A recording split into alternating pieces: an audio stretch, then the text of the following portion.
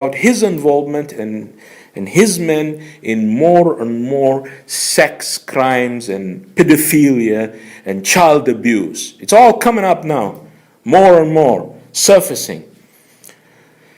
And that's why he's being accused of crimes against humanity, by the way. And money laundering and their involvement, the Vatican's involvement with mafia. Oh my God. Why would he do something like that? Why would he give his enemies, foes, Protestants, Zionists, what have you, even Muslims, the opportunity to, give the Catholic Church a blow? Why? Why would he do that? No. Logically and knowing his position within the Catholic faith and calculating the repercussions, if you were the Pope and his men, quitting is not an option. Quitting is not an option. You can't do that. So he must have had a harder reason, a tougher one, that, caused him to do it. He would rather deal with all this SHIT, excuse my American English, than deal with the hidden reason he doesn't want you to know about. Think again. The previous Pope, John Paul II, he was clearly, obviously, far more ill and troubled with health problems than the current Pope. And he dealt with more scandals during his lifetime, believe it or not. It was all in the news. Than the current Pope. If you remember in 2002, when the Pope John Paul II sent his first email message, what was it about? It was, he had to apologize. In the first email message from the Vatican ever, apologize for sex crimes done by his priest raping nuns. Can you imagine? And it went down into history. It's all on the record. So scandals and health problems and corruption within the Vatican is not new. The previous Pope dealt with all that, and he didn't quit his job. He died in it. Why would this one, all of the sudden, no signs, nobody even anticipated something like this would happen. No one talked about it in the media. And all of a sudden, he is like atheist joking. He gives God, 2 weeks notice. I'm quitting on February 28th, he said a few days ago. And today is February 15th. And the Catholics believe he was appointed by God. So why would he do something like that? Think again. And this message, this voice message, comes to answer this question in the light of information that came to me as a researcher in Vatican affairs. I've been tweeting about this in Arabic since the announcement, especially the following morning when more information came to me from my sources within the Vatican. And I'm referring to the remaining 3 ones who are Muslims. I'm in touch with them. I have contacts with them. And also to the other member in South Africa who's still around, although he's very old. And they put me in the picture as to the real reason, the stronger reasons, the mother of all reasons, to quote Saddam Hussein, the mother of all reasons that made the Pope do something which wasn't done for 6 centuries. It's a historic thing in our modern day and time. So why did he quit again? It's very shocking. Listen very carefully.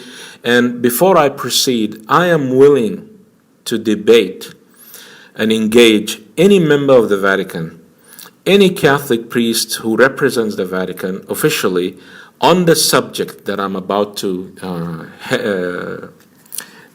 shed more light on, God willing, anywhere on live television, not by phone. So this is to all the media out there, all the TV and news stations. You can call me a liar, you can call me whatever you want, laugh, joke, but I am willing, and I've been writing this. I wrote to the Vatican, I wrote to the guys, talk to me. I don't want to hit you from your back. I want to talk to you face to face and show you what physical evidence, inshallah, God willing, to support what I'm saying. Are they willing to meet me? Please, if you are a member of the media, journalist, TV host, new media, contact the Vatican, let them listen to this, and I promise you, they will say no comment.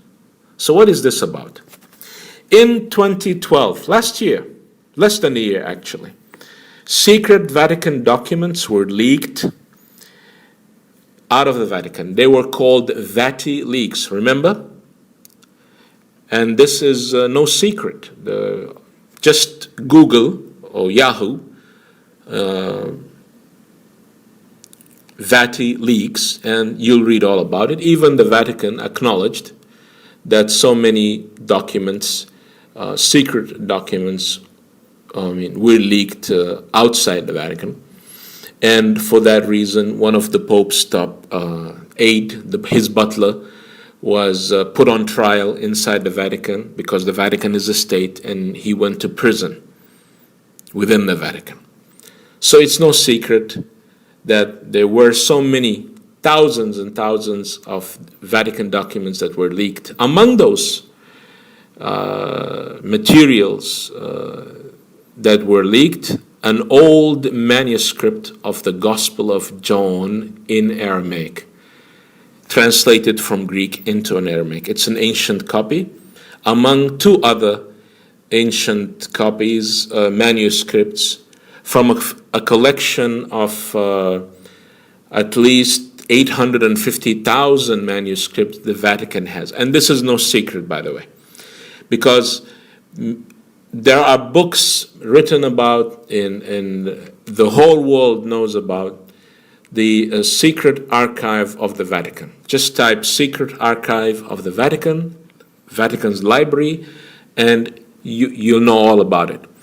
And they still have in their possessions many manuscripts of Old Testament books and New Testament books that are hidden from the public. One of those manuscripts, as I said, is an old ancient copy of the Gospel of St. John in Aramaic, translated from Greek. And this is what caused the Pope to go nuts, go mad, and consider quitting before it comes out, before it's published. And why? Because the news reached me from my sources and from searching Vati leaks that it has Muhammad's name. This ancient manuscript has the name of the Prophet of Islam, the same Prophet of Islam that this Pope ridiculed and attacked in his lecture in 2006. Shocking. Where is the proof? Do I have the document within my possession? I never said so. And the person who leaked it and who got away with it is trying to find a buyer. So he copied a few pages, and it reached even the state, the so-called state of Israel, the Zionists, who have a history with the Vatican, trying to pressure the Vatican at many occasions, and this is all in the news as well. You can look it up if you don't believe me.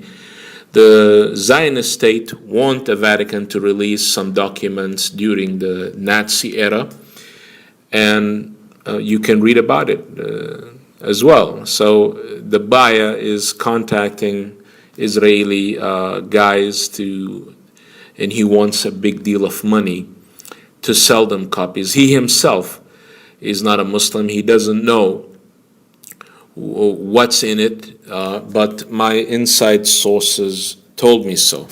And this has a background to it, because even priests who embrace Islam, who studied the Bible, and Islamic scholars of the Christian Bible, like Sheikh Ahmed Didat, very well known, they all noticed a prophecy within the Gospel of John that is still there in every gospel in the world, in every translation of the Gospel of John, about the Comforter. Jesus spoke about a Comforter to come after him. He said in the Gospel of St. John chapter 16, I have yet so many things to say unto you. Jesus is talking. But you cannot bear them now. Howbeit, when he, the Spirit of truth, is come, he will guide you into all truth. For he shall not speak of himself, but all that he hears from his Lord, he shall speak and declare unto you. I advise you that you go and look it up. This is not from a hidden, lost, secret gospel manuscript of John. This is in every John, gospel of John, in every copy of the Bible, in every translation of the Bible in every language. It's there. But the Comforter, is a translation of a name that Jesus gave his disciples.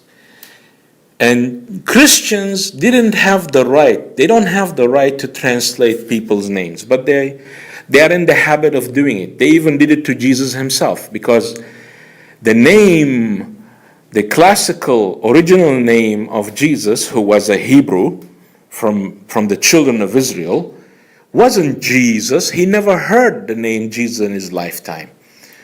But they Latinized his name, because the Christians have a habit of adding J to where there is no J. Yaqub, Yaakov, they say Jacob. Yusuf, they say Joseph. Yahweh, even God's name in Judaism, they say Jehovah. Esau, Yehoshua, the classical name for Jesus Christ, they say Jesus. They translate people's name. Even Peter, his disciple, the rock, is not Peter. He never heard Peter in his lifetime. It's translated, in Greek from Kephas, the rock, and that's a title Jesus gave him. But that's not his name. He was never called Peter, Petros. No. So they are in the habit of translating people's name, to one of its meanings. And that's what they did to the original name Jesus gave his disciples in that prophecy about the person to come after him, who was not with him at the time, because he had said in John chapter 14, it is better for you that I go away, for if I don't go away, the Comforter will not come. But if I go, I send him. That